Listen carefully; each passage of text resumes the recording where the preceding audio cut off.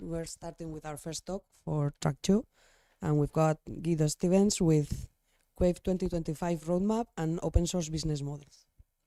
Yeah, thank you. Thank you all for being here. It's a pleasure for me to be here as well. I missed last year's conference. I was honeymooning in Nepal. So this is my first Plone Conf in 4 years after COVID, and it's really good to see you all again. I'm going to talk a bit about the Quaive roadmap, our priorities for the next year. And I'm going to cover a lot of ground in this talk. Let's start with, like, this is not a movie picture, this is a documentary picture. This is the state of the world today. And the world is burning, and I've wrestled a lot with the question, like, why am I even in software development, tuning collaboration for organizations when the world is in such a crisis? And part of the answer to that question is in this talk, at least for me, the way it works. Let me bring you up to speed with what Quaive is, for those of you who don't know that, and maybe a short recap for those of you who do. Quaive started with, I published a book 10 years ago called Systems of Intent, which outlined the digital workplace technology roadmap. That's been the theoretical framework that underpinned the design and development of Quaive. And we formed the Plone Internet Consortium, which was a combination of 9 Plone companies that started to develop this internet solution on top of Plone.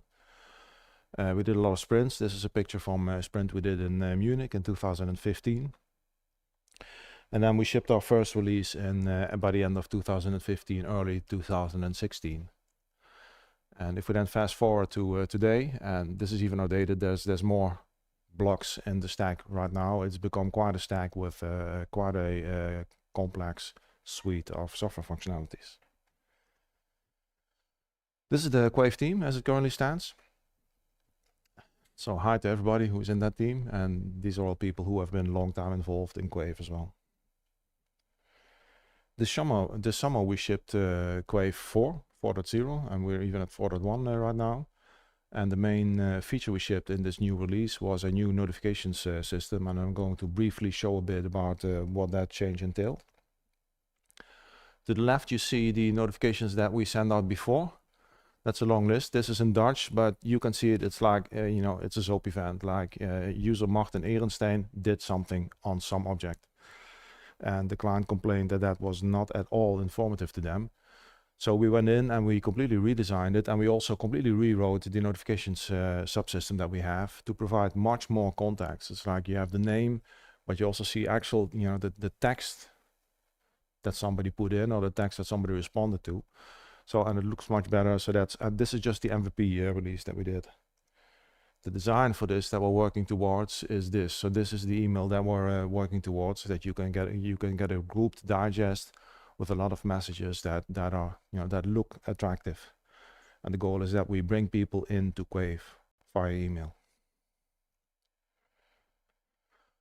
The notifications you receive by email you also have available within Quaive in a web app. And there's also a push channel. And then we ship with the same defaults for notifying people to make sure that we're not annoying them. But as a user, you can then expand the range of notifications you get through this notifications control panel, notifications preferences. And the structure of this is basically a matrix. We have channels, the other are sources of notifications. So that's stuff that happens within the systems, or that's categories actually. And then we have channels, which is like, how would you receive a notification about that category of things? And you can check basically like, okay, I want, if somebody mentions me, I want a desktop push notification, I want an immediate email, and I want it in the digest. But if a new news message comes out, well, just mention that in the email digest at the end of the day. And I'm not interested in getting, you know, an immediate notification of that. You can tune that as a user. And I need to do a big shout out to Alessandro, who's not in the room, I think, but he came up with a magnificent engine in code to make this work. And it's a bit counterintuitive if you start thinking about it, but it actually works very nicely and very extensible. So that's one of the things we did. And we have a lot of work on our plate. So how do we manage our priorities? some of the other stuff we'd like to work on, or that we actually are working on, is like componentization and design system. We have monolithic form handlers currently. They are a pain in the ass to maintain. It's difficult to change something in there.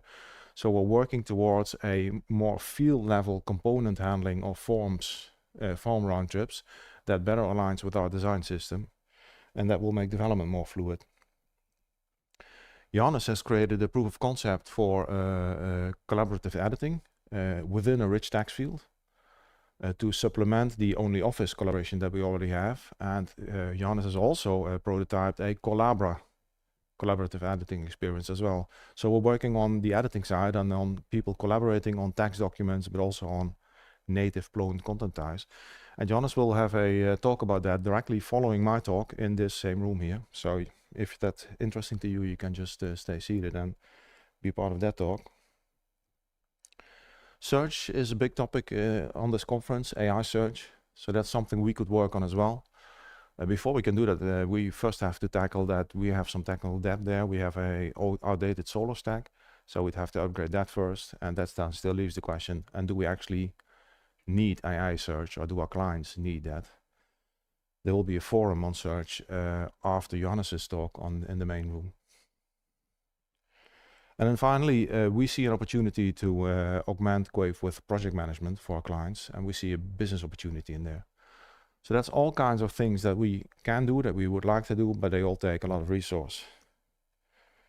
So how do we then prioritize what we are spending our time on and what we will ship when? I'll take a quick detour to what an open source business model is and what that means for Quaive.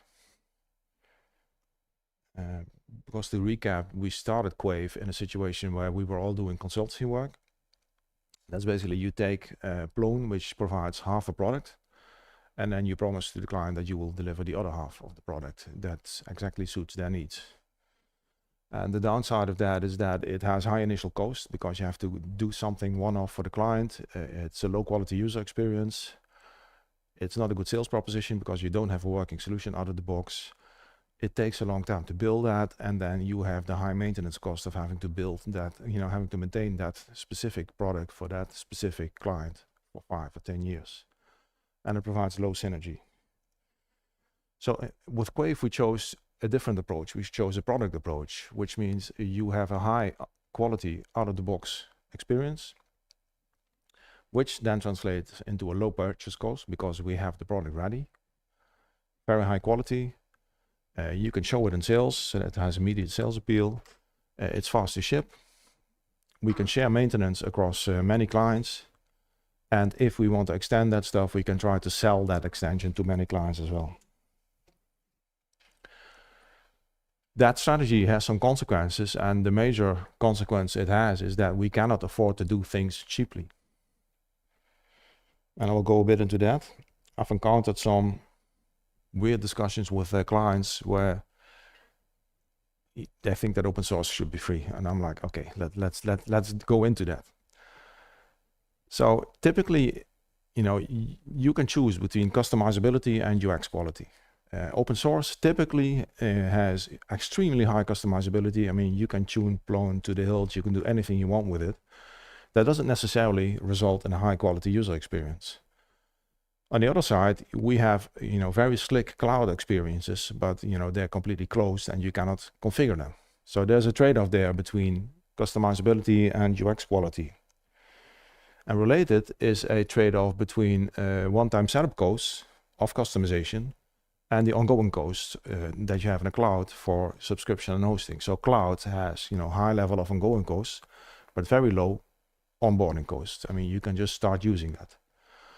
On-premise, like traditional on-premise software, well, you pay a lot for the license, and then you pay for the customizations, and then you also have to pay for the ongoing maintenance, but not as much as for a cloud solution, perhaps. And then somehow open source has this magic thing where it's free to deploy, and it's nearly free to keep running, right?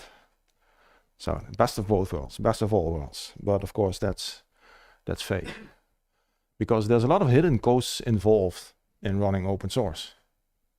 I mean, you can't, who is going to install that, and who's going to tune that, and who's going to maintain that, and who's going to fix the bugs? And who's going to upgrade that? And who's going to monitor the availability? And who's going to take the support calls? So if you don't really think carefully about those things, and it's our job to think about those things, but it's not our client's job to think about those things. So we get a dynamic where the client doesn't know all of that, he doesn't see that, and he approaches us like, and we're the driver of this truck, and the client comes to us and says, you're already carrying 20 packets. That's a low average cost per packet of $10, right? Here's another packet, and I'm going to pay you $10 for that, and it's going to be cheap. It's free for you to add it. So you're actually going to make $10 on taking my packet. And you're forced to say, well, actually, no, the car is going to break. I will need to buy a new truck. And then I will need to load all the packets onto the new truck. So actually that packet of yours is going to cost you $1,000. And the client won't understand that, and you will lose the client, and you will have to absorb that cost yourself, and then you're toast. So a well-known way of framing those trade-offs is the iron triangle in project management. It's like you can have stuff fast, cheap, or of high quality. And the catch is you can only choose 2 out of 3. So you can have like a cheap and fast solution, but it won't have very high quality. Or you can have like a high quality solution and you don't have a lot of budget. Well, then you have to wait until we have time between other projects to do this in between. Or you can have a fast, high quality solution, which is where cloud is, and then it won't necessarily be very cheap. It typically won't be cheap. And for a long time, I've thought that customization, like, the customer intimacy work that we do, the consultancy driven approach that we have, it translates into quality. And that's the same dimension. But I've come to realize that customization is actually a separate dimension from quality. And we can extend the iron triangle of project management into an iron diamond of product management. And again, you get to choose 2 out of 4 in this case. So if you want customization, you can want a fast customization, but that implies that, it won't necessarily be the best quality, and it certainly won't be cheap. Or you can have like a high quality customization, but then it won't be fast, and it also won't be cheap. And this is actually our preferred strategy. We like to do customizations in the form of a generic product extension. So not a one-off hack job for a client, but like we make the product better in such a way that it solves this client's needs, but it also solves other clients' needs. And the one thing you cannot do in this model, which clients would like, is to do a cheap customization, a hack. Because if you would do that, you would sacrifice speed and quality, but not just that, we would end up with technical debt because like we need to take shortcuts to make it cheap. And then that technical debt gets deployed to all our clients and we have to fix it in the end anyway. So it won't be cheap. In the end, we cannot sacrifice quality, so we cannot do this compromise. Since the clients don't fully understand that, our job as consultants is to manage their expectations. And that means nipping it in the bud. Like each time, and it's like every client meeting, I get feature requests like, can you quickly do this? Or it won't be too hard to do that, right? And then you have to take the position, oh, it's not that easy as you think. Like you have to push back on that, nip that in the bud. And each time we have to explain, like we do not do one-off customizations. We're happy, to solve your problem, but we won't do it like in a hackish way. We will do it properly. We will design a solution and we will build that solution into our product. And, a lightweight way of doing that is having a customer brand, a CSS theme.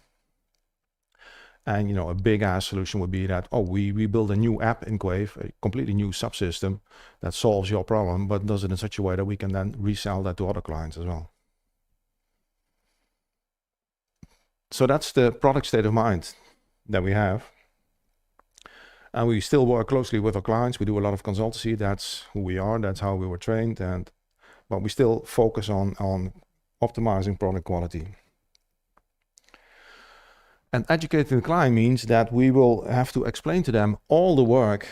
This is all the work that was assumed to be free in the diagram I showed before when you do open source.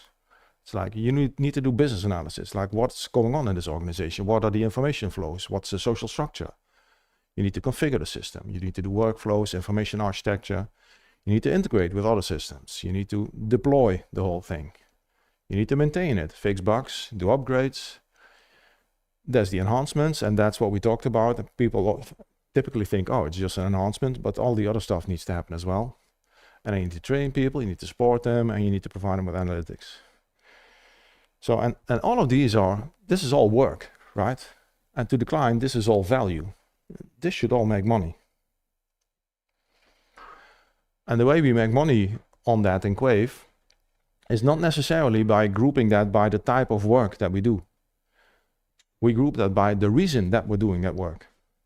So if we do bug fixing and it's stuff that we decide is important for our product, we do the bug fixing and we don't charge the client. Well, we do charge them, we charge them a subscription, but they don't get to pay extra for that bug fix.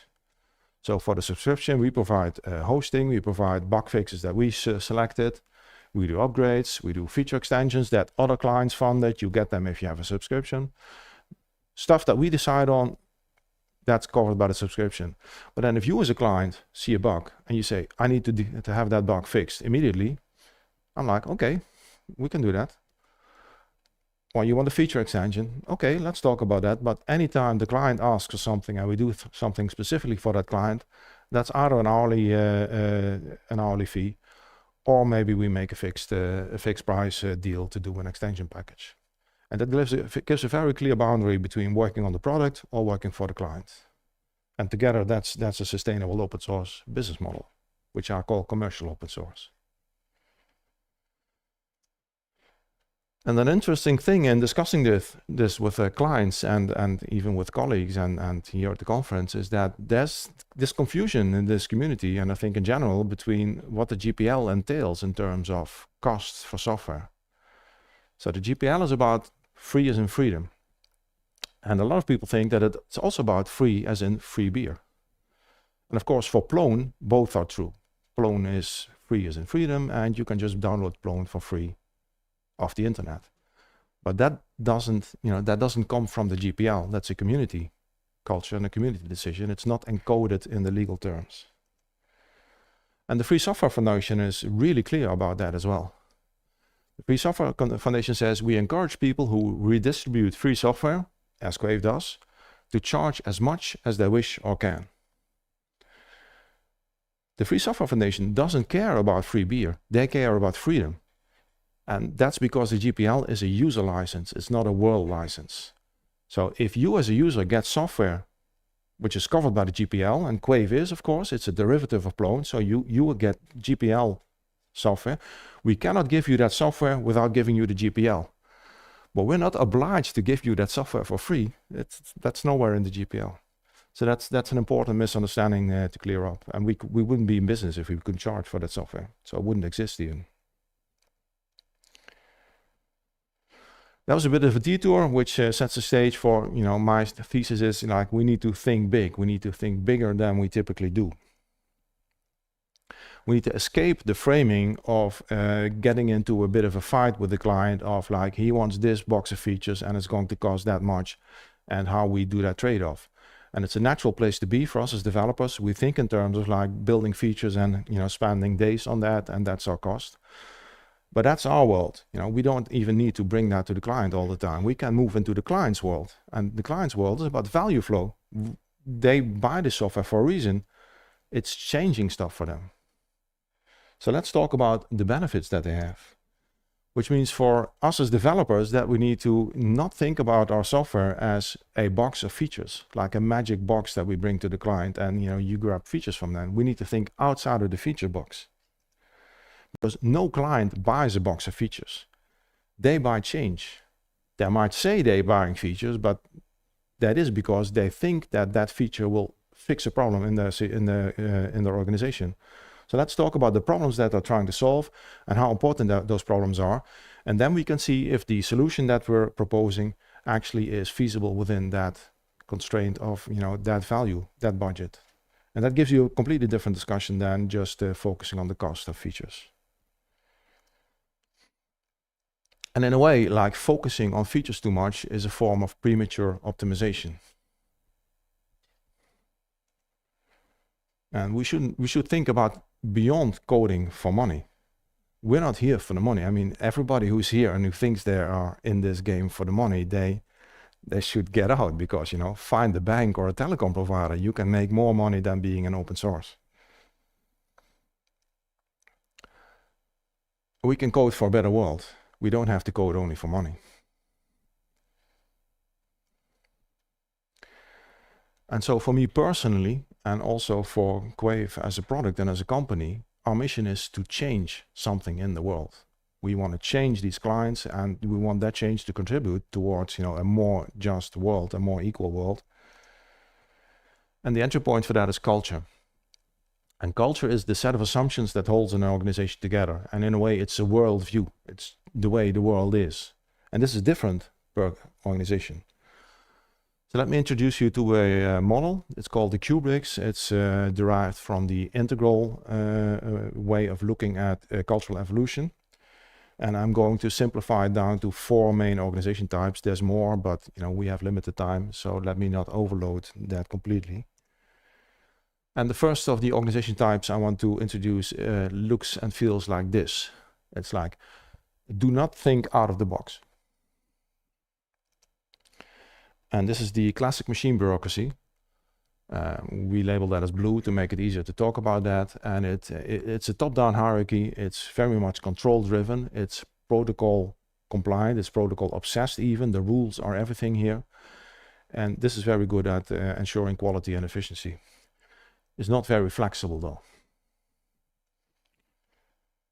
And in sales, you can recognize a blue organization as the tender from hell.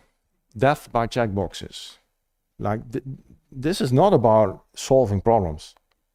This is just about ensuring formal requirements. It's a useless discussion, but that's as far as these organizations can go. And we can map those organizations in the consultant's everlasting evergreen toolkit of the 2x2 matrix. On the horizontal axis, we have inward versus outward looking, and vertically we have control versus empowerment. And then this blue organization is an inward looking, control obsessed organization type. And the next level up, a different type of organization that cares less about rules but more about results, feels like this. You know, people on the stock exchange, people in the bank, you know, they are not, you know, rules are important, but results are more important than the rules. You can break the rules if they lead to more results. And these organizations are really interested in performance metrics. You have sales goals, quarterly goals, whatever, and that then determines your bonus and your career prospects. We can call this the orange organization, which is an effective organization. It's both top-down, like the blue is, but it's also lateral. You have horizontal connections. It's a matrix organization. It's goal-seeking. It's very much geared to exploiting opportunities, like it's opportunistic. If something is possible to grab an extra buck, let's do that.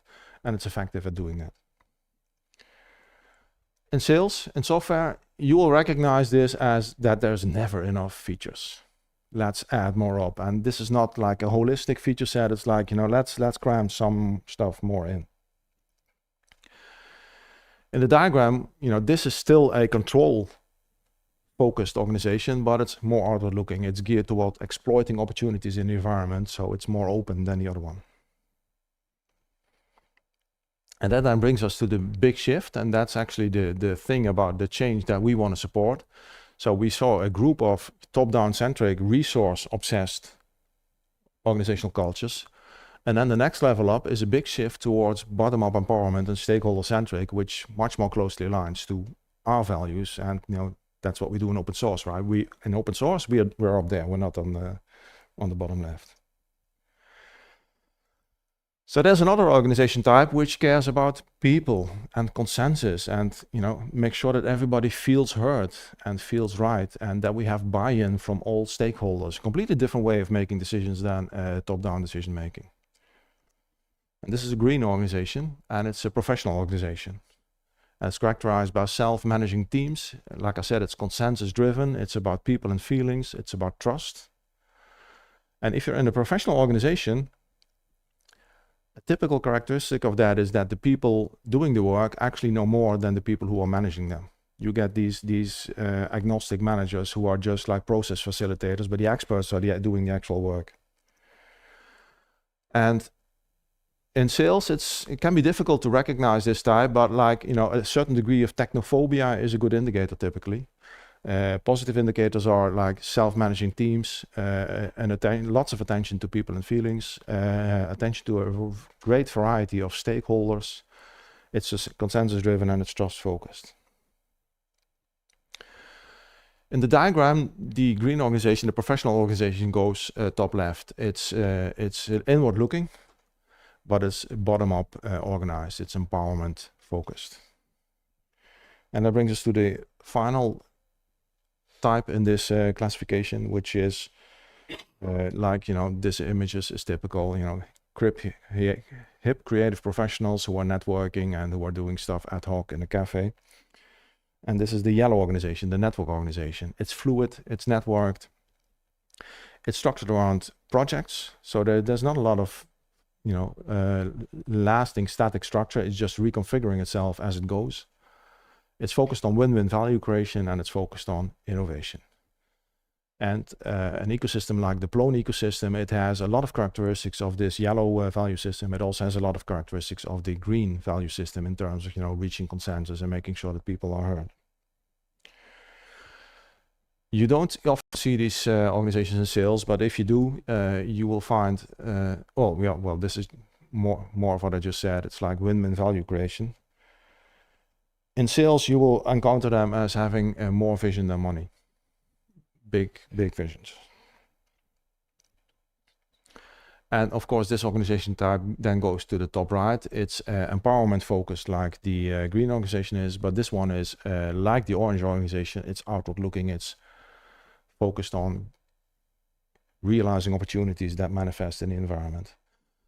And we can then overlay this diagram with what kind of values these organizations are optimized for.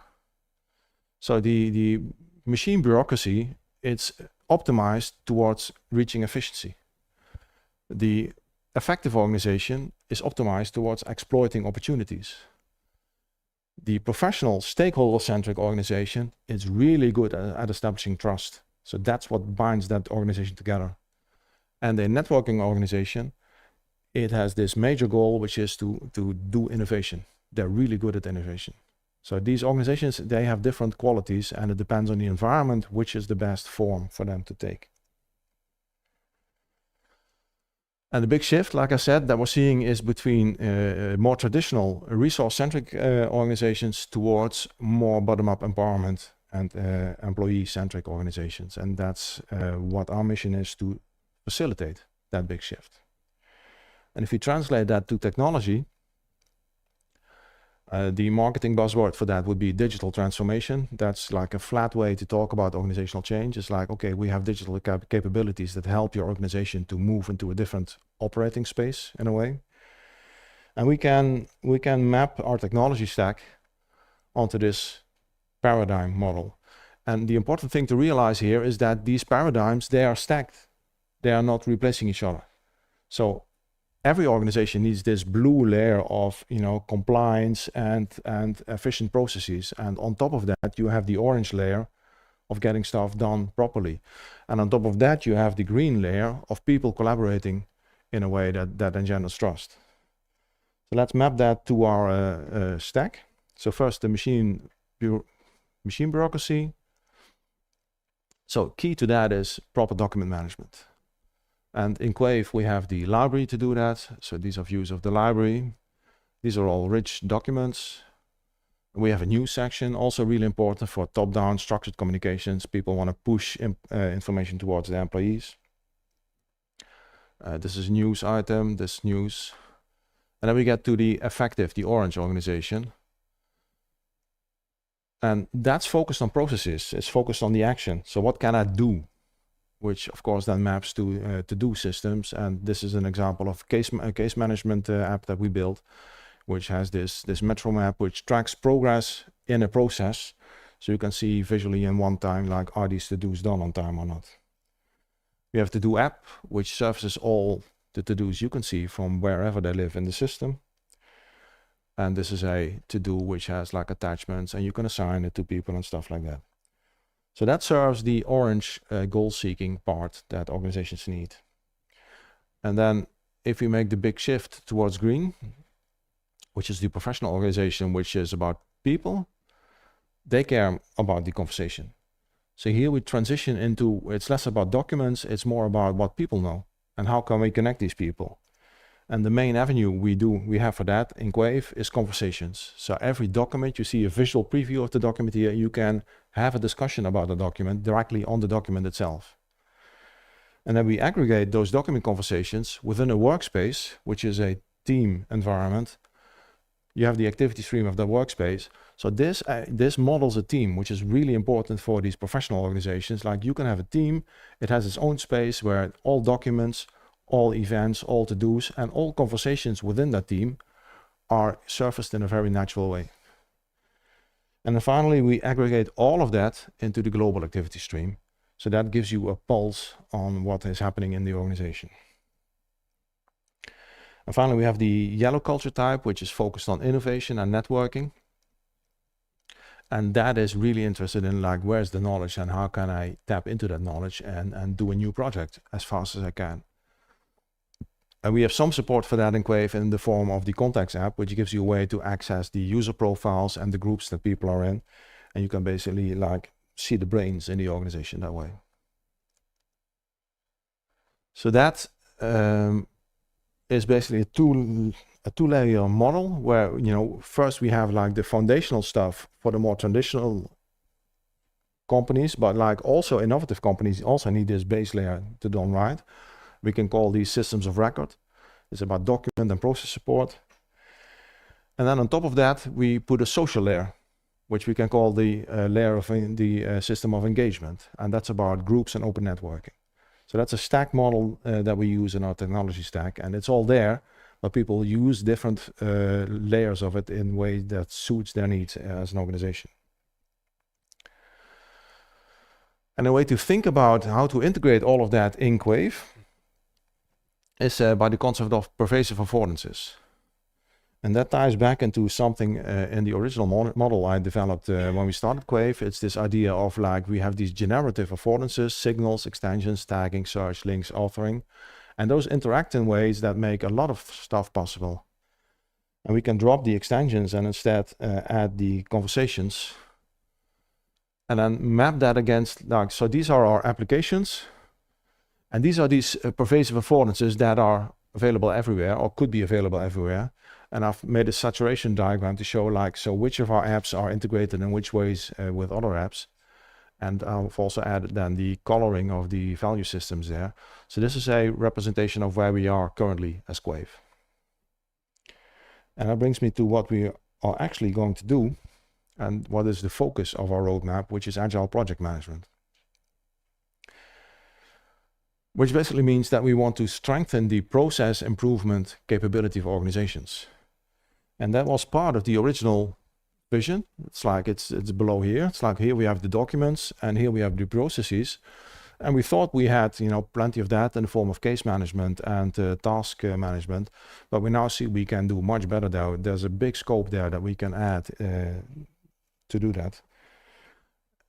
That scope, we can think of that in terms of 3 levels of users. As a team member, you have tasks, but you also want milestones. We have that, but you also would like a Kanban board. You know, we all work, I guess, like most of us work with Kanban boards. That's a really flexible way of grouping tasks in a visual way. As a team manager, the Kanban board then is a way to actually monitor progress within your team and organize task distribution within your team. And you would also like a roadmap timeline. And this is stuff that we have on Git, that we can see on GitHub. And these are useful views to use. And it's interesting, like if you look at Microsoft Teams, for example, it offers Kanban boards, but those are not configurable. They're just predefined columns, and those are not very useful. So you cannot actually map your own process into Microsoft Teams. It resists that.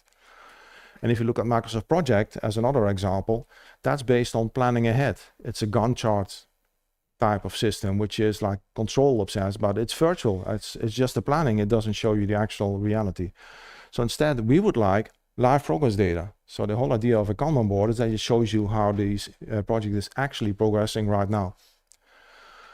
And then there's a third level of user, which is the C-level executive, which needs project analytics in addition to the Kanban boards. He needs to know how everything is on track across the whole of the organization. So in terms of building stuff, for us, that means building Kanban boards. And then it's easy as developers to think that that's the main scope of the project, but it's not. We actually need to ship analytics as well, which is something not a lot of users need, but it's, you know, the people who hold the purse strings, who buy our product, who need this capability. They need to know that the change initiative they're driving and that they bought Quaive for to facilitate is on track. And if it's not on track, they need to be able to do in a board meeting, they need to be able to say why it's not on track and who's to blame for that, and not them. And the way we realize that conceptually is by introducing a new affordance, a new pervasive affordance, which is everything is actionable. We already have in Quaive that everything is discussable. Well, let's add everything is actionable. So let's not see this as just like a new application that we add. It's a new pervasive affordance, something we want to have throughout our stack. I can visualize that in this diagram. So this is the current state of Quaive. We can add this actionable affordance and we can map like, okay, what do we currently have there? Well, we have some task support in workspaces and we have some projects management. And if we then look at this project I just defined about like what we want to do with Kanban boards and analytics and pervasive affordance of everything actionable, well, this is the div marked in orange about what we would like to add to make this project a reality. And that then gets us to this saturation diagram of where we want to end up in. And as you can see from the diagram, it means that we will add a lot of orange capability in our product stack. And this maps to, you know, in this organizational change model, it maps to strengthening the process support within Quaive. And that's important for two groups of companies. It's important for companies that are like heavy on this side, but want to move up the stack. So we can meet them where they are. But it's also important for existing clients that we have, which are heavy on green and orange.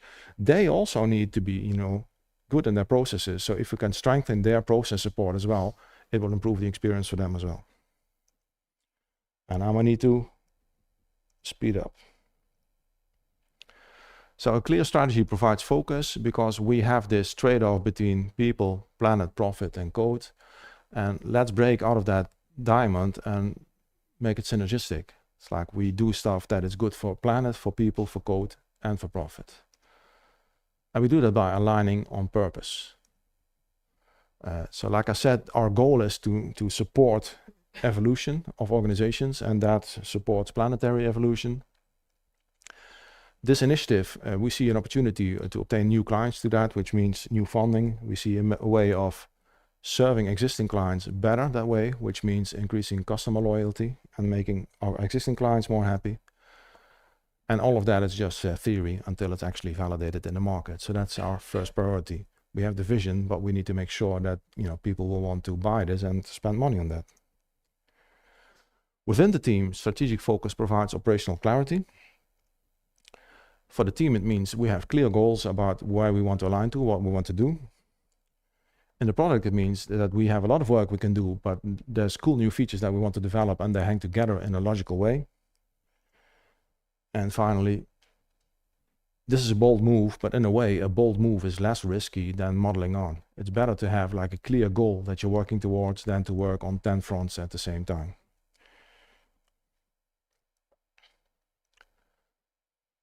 Technological and social changes reinforce each other, and we think it's our job to improve that synergy because we can. Thank you.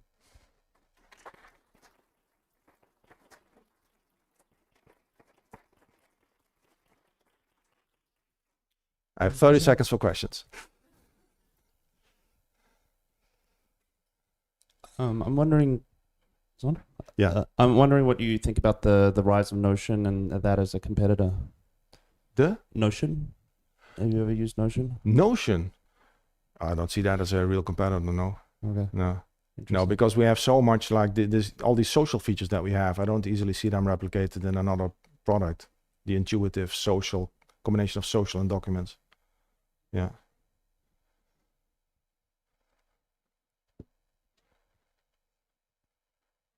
I guess that's it. Well, thank you all, and be sure to watch Hannes talk if you're interested in collaboration in Quaive, collaborative editing.